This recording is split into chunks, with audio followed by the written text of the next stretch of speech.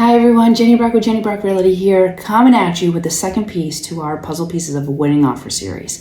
Today we're going to talk for 2.5 minutes about appraisal, because that's all we have time for.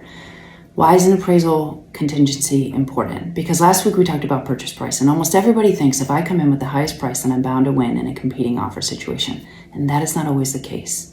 What is an appraisal and what is that all about? An appraisal is something that's put in place to protect your lender. So in the event you're financing the purchase of your home, your lender is going to require this, because just because you're willing to pay over the purchase price or you're willing to pay a certain price doesn't mean that's what the house is worth to an independent third-party evaluator.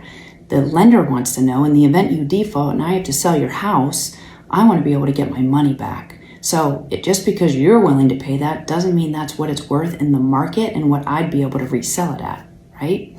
So I tell my sellers, if you get an offer in that's X amount over the purchase price, which assuming the asking price is what we kind of thought it was worth to begin with, which is why we put that, that's monopoly money until we make it through appraisal.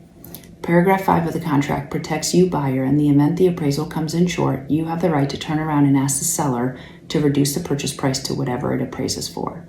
No, they cannot ask you to raise it if it comes in higher. We just call that instant equity and a big win.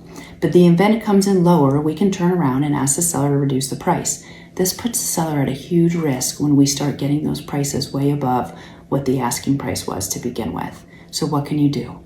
You can say, hey, seller, I know I'm agreeing to pay over, and not only that, but in the event the appraisal comes in low, I will assume either a certain percent or a certain portion of, or the entire shortfall. Meaning I have the cash and am willing and able to bring additional cash to the closing table on top of my down payment, on top of my closing costs, on top of my prepaids, to cover if the appraised value comes in below what we're all agreeing to as what the purchase price will be.